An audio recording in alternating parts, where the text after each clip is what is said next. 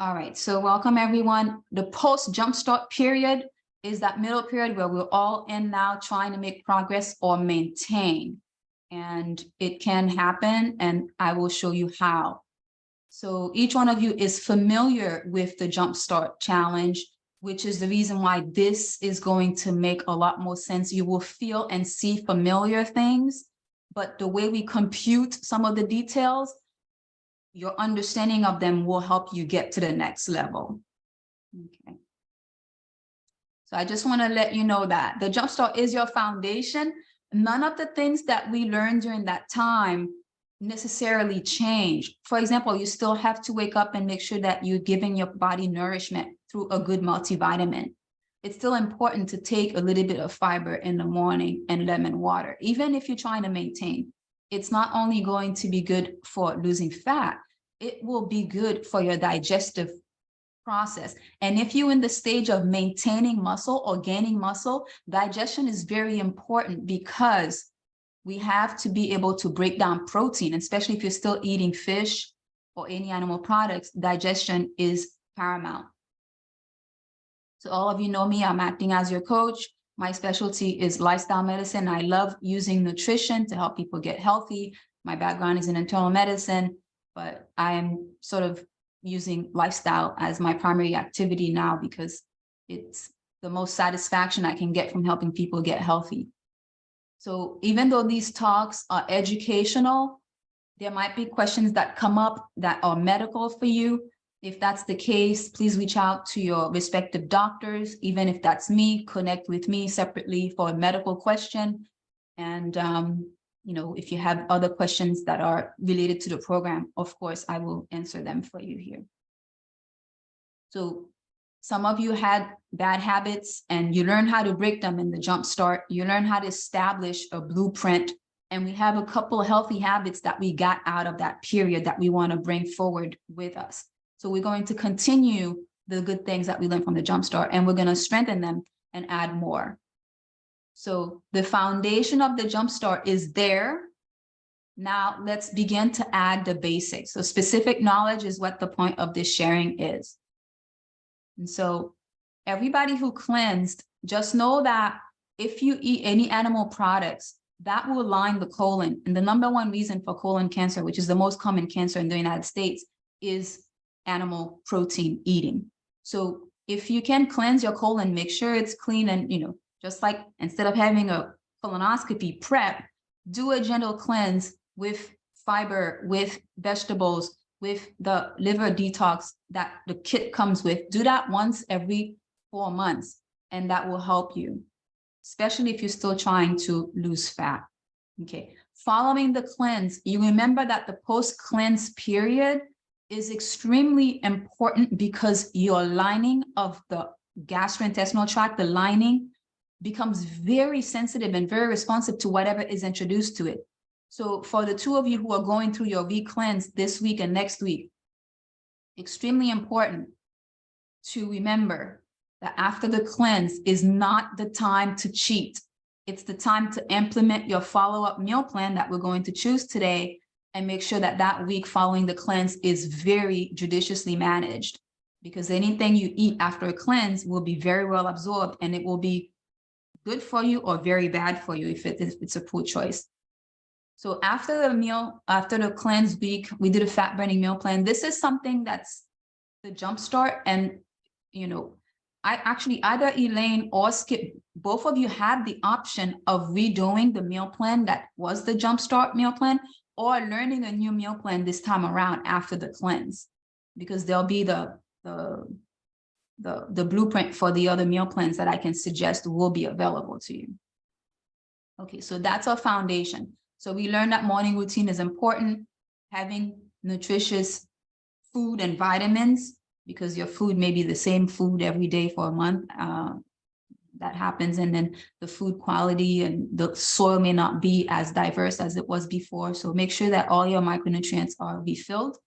The fiber and the lemon, for those of you who are meaning to lose fat. And if you haven't started regular cardio and it's like movement is not part of your life, this is the time to rethink that, because at this stage, there should be movement in the background. And cardio is a given. If we didn't have technology or cars or, desk jobs, meal delivery service, everything coming to us, we would have a problem just from sitting down. So there's something called a sitting disease. Our bodies are meant to move. So regular cardio, if it's not part of your life currently, but cardio is anything that's walking, swimming. It could be mostly those are the two. Anything else is going to be higher intensity. It could be biking, but that should be about 5 days a week. So if you are noticing that you're not moving every day in a way that actually is helping the body, that's one place to start implementing something that is enjoyable to you, that you can see becoming part of the life landscape that you have. It could be yoga in the evening. It could be a walk in the evening, but it needs to be 30 minutes, 5 days a week. And that's background activity just for maintenance of the musculoskeletal system. So we talked about meal prepping, and I think everybody understands the importance of that. You can't go anywhere without meal prepping. We wouldn't have survived the JUMPSTART without meal prepping. So this is as important this time of your journey as well. And then the resistance training, we introduced that at the very last week of JUMPSTART, because that's where the muscle maintenance and muscle building comes in. Regular cardio does not build muscle. In fact, you can deplete muscle doing cardio.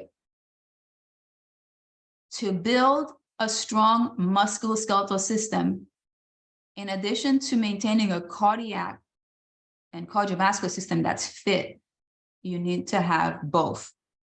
So it can't just be 3 times a week I walk. That's not even enough at a baseline. It should be, even if you're in the gym every day doing weights, like Mario, you gotta have cardio. You gotta be walking 10,000 steps a day, 5 days a week, or 3 days a week, or 2 days a week, or mixing in swimming, some kind of activity that gets you breathless, but that you feel good after. Okay. Resistance training is a separate necessary activity for muscle building. And so that one primarily, for Mario and Dad, who's trying to build on your muscle, and maybe even Barbara. But I think establishing the background cardio is more important. And once that's there and it's part of your background, then think about, how am I going to now strength train? Okay. They serve different purposes. And so it's, you got to have both. You got to have both. So if you lead an active lifestyle and you're busy, it doesn't even count, because unless, okay, maybe in the case of Elaine, there's a lot of gardening, but that activity is a bit like a task. So in actuality, task-related activities tend to injure people more. Repetitive motion injury type things. You're not conscious of your body as you attending to the task. So I really would prefer something where you are aware that this time is your renewal physical time, and you can focus on it, even if it's 30 minutes. So this is everything that I just talked about in pictures: cardio and strength training as 2 separate but necessary activities. When we're talking about keeping the vehicle, this body that we have, for good function into our later years, these may look different. For somebody, this might be yoga, and this might look like getting trained with bands. But as long as there's strength and there's cardio, that's what the long-term lifestyle looks like. So let's talk beyond the foundation of the JUMPSTART, because that, I think each of you has done really well in your JUMPSTART. Now we need to put some pieces together and get to goal here. So what do we need for the continued blueprint? Well, we need details. And the detail number 1 is the one we're going to tackle today. So I don't know if any of you would guess what the most important nutrient is that most Americans are actually missing in their diet. The number 1 thing that most Americans are needing but missing for both fat loss and muscle gain. Number 1 detail: dietary fiber. I'm sure everybody's heard of dietary fiber. It's like water. It's we know it's necessary, but nobody can find good water anymore. You have to buy it in a bottle and you have to filter it. It's supposed to be available to everyone, but no one has it. So this is like you know, the medicine is in plain sight, but nobody can get it. Let's focus today on this fiber, because when we go into the details, you realize, yeah, I know about fiber, but really knowing means action. And let's try and connect those two, what you think you know and how it has translated into what you plugging in to your daily activities.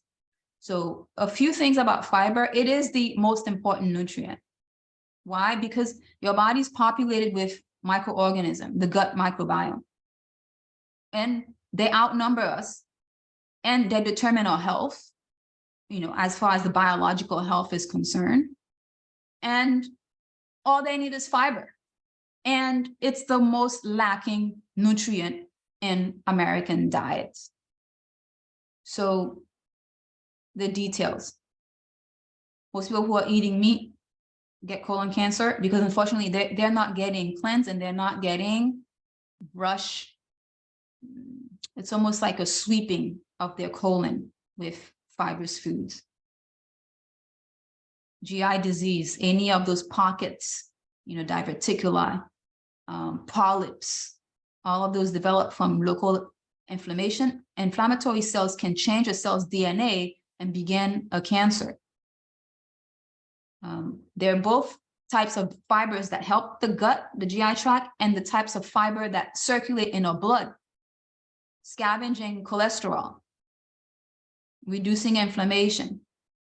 When you help those things, guess what? Weight loss happens. When you help the gut get rid of junk, you absorb better nutrient and weight loss happens.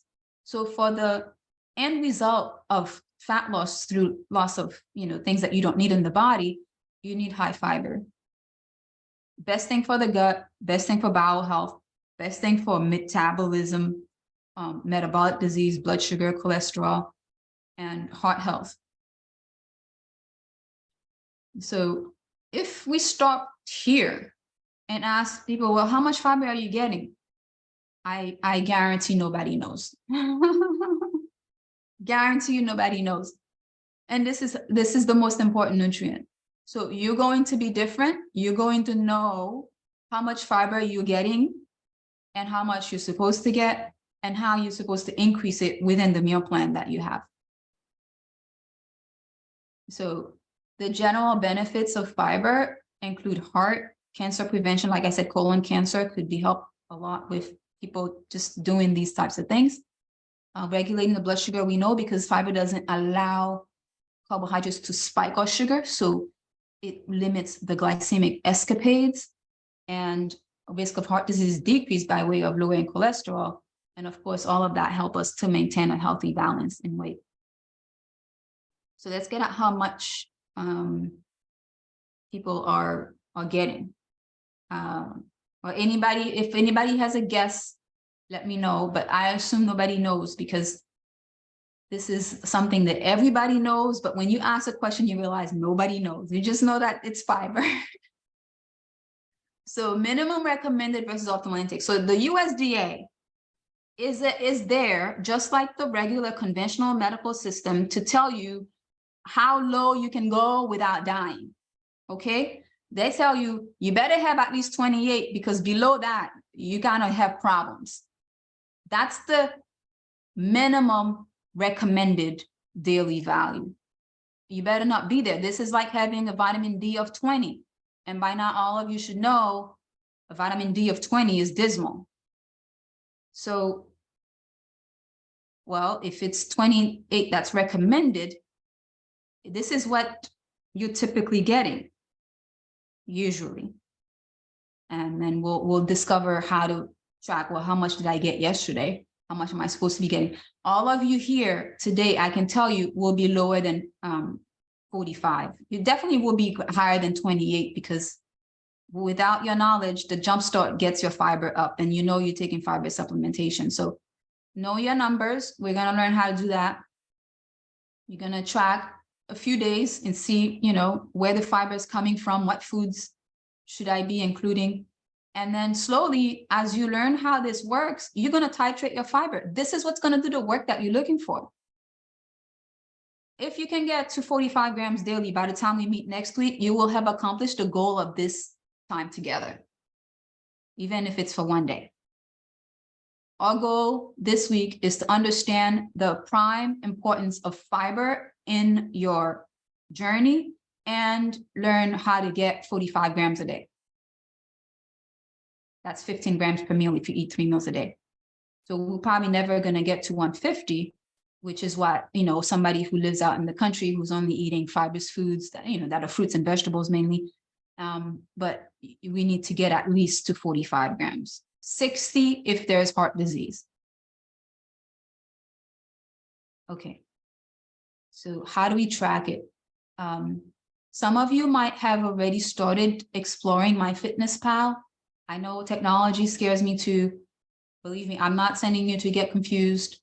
I just want you to open this free app, and we're going to only look at foods that you eat. You're going to put them in, and then you're going to go on the nutrition and look at the fiber content of that food, or the total amount of fiber for the day. Yeah, I'll answer your questions about that, later, but everybody should have the MyFitnessPal app, especially if you're on a long journey with maintaining your body mass. This is going to be kind of like your info scale that gives you information back right away about how your food is affecting your goals. This is actually going to allow you to be more independent of me and anybody else in your continued journey of learning. This is a tool that will be very helpful to you. So they have a free version, and they also have a premium version. I use the premium. I find it useful because it gives a lot of, I think you're probably going to need the premium if you're going to want to get the fiber, but I'm not sure.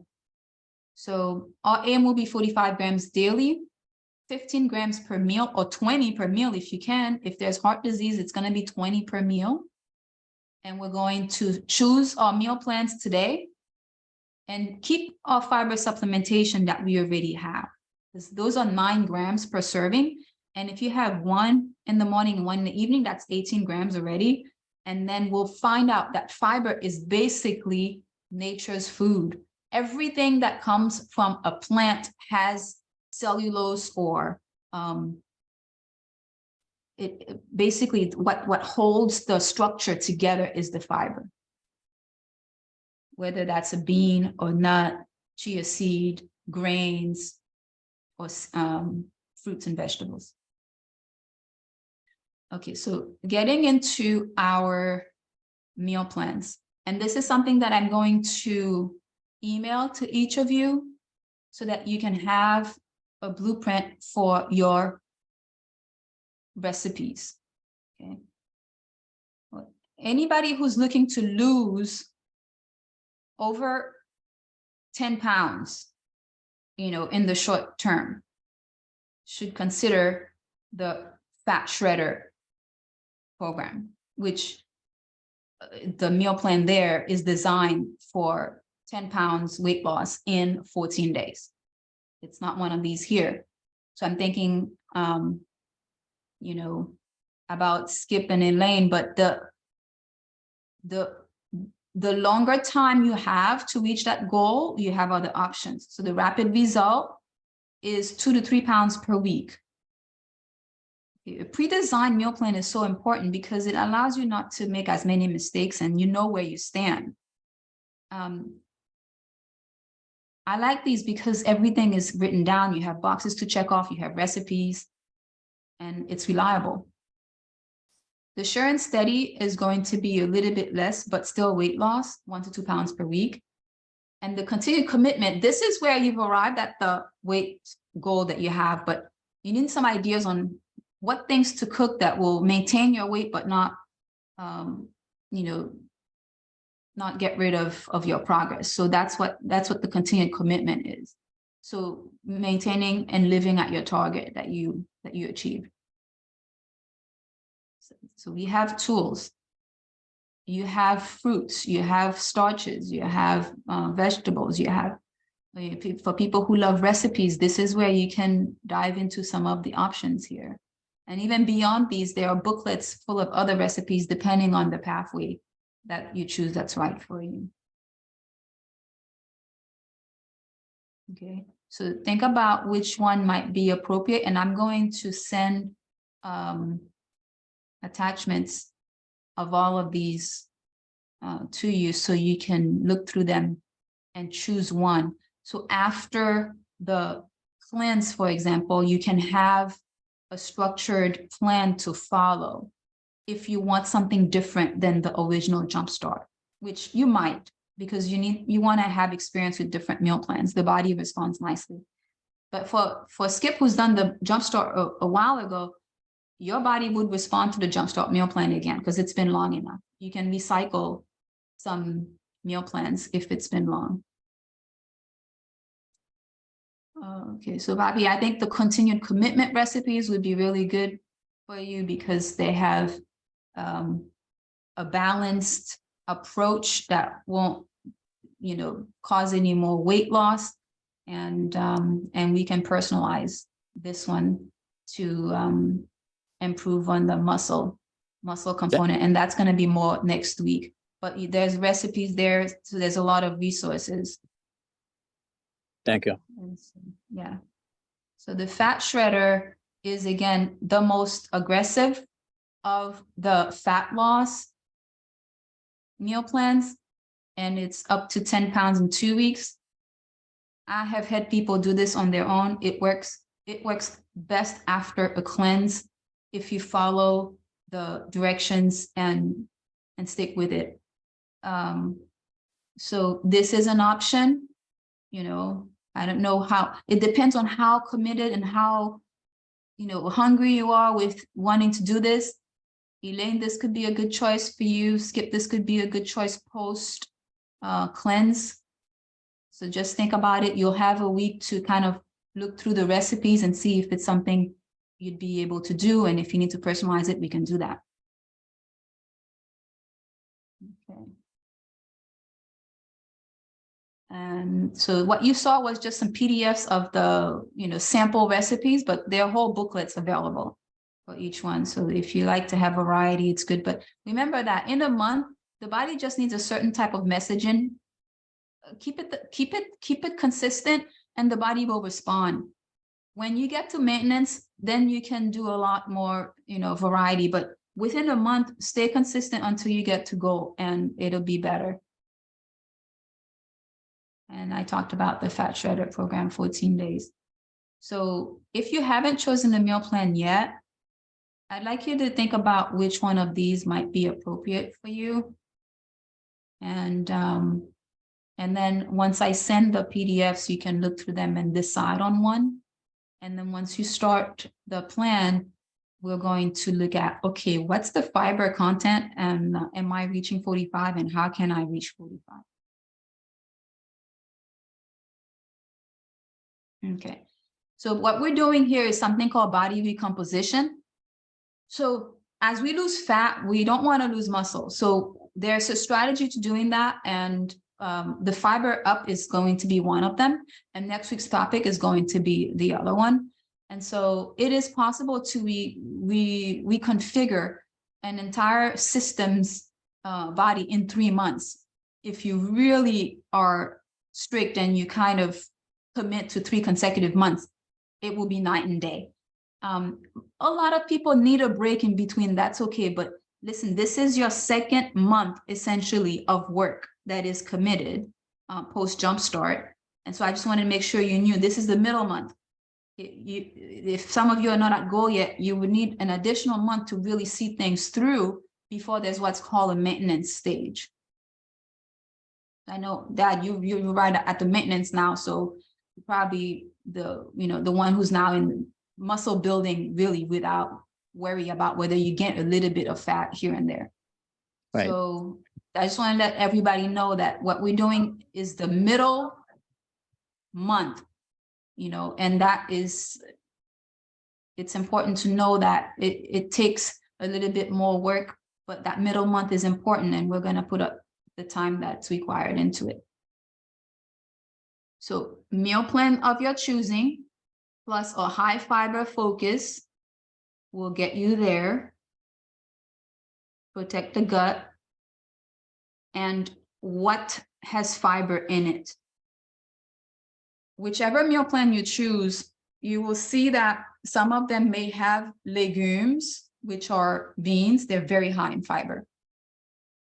And some of them may have carbohydrates like grains, which we were like, no to during the jumpstart, right? Nobody could have grains, starches, any of that. So on some of the maintenance plan, we have grains, but that not all grains are created equal. Some of them are excellent for muscle building and high in fiber. So we're going to need to remember which grain should I prioritize. And here you see chia and oats. So still cut oats. If maintenance is in your vocabulary, oats should be part of your plan. If fat loss is still the priority, then I wouldn't do the grains. Okay, you'll choose a meal plan that doesn't have the grains, and it's already pre-designed. So if you chose the fat shredder, I don't think it has grains, but I'm telling you now, if there's grains and you're looking to lose fat, I would reduce it or talk to me and find out if it would be okay for you to have them. But the legumes are okay. So post jumpstart, I would add legumes. And then once you get closer to goal, then you add something like oats. And then throughout all of this, we're not talking about rice. So even before oats, we would add roots, yams, plantains for carbohydrate sources. Okay. So in almost in conclusion here, I want to make the point again that each month there should be a clear meal plan according to your goals. Until you reach the goal, each month that meal plan should change because you've arrived at a new normal at the end of that meal plan. So that body that you have at the end of the month, you should evaluate, well, what meal plan is going to be right for that body and the remaining goal. You can go 6 weeks with a meal plan, but beyond that, you just won't progress. And that's what everybody experiences. Some people try to do the jumpstart for 6 months. It can't do that. It's too strict. So you have to move from that opening, starter to something else like we're doing right now, so that the body can get a little bit more nutrient and progress. So just as you get fiber more in the forefront of your mind, you'll start to see that there are two types. You'll see soluble, you see insoluble. It's a cause of a lot of confusion sometimes, but it shouldn't be because they're both good. Okay, the soluble dissolves in the body. That's the one that helps the cholesterol in the blood. Okay, and the insoluble just sits in your gut, never goes anywhere. It just attracts water and creates a bulky stool. That's also important. So both types of fiber are good. The one that you're getting with the TLS is a soluble fiber. It helps cholesterol and it helps the gut. It's important to have that one.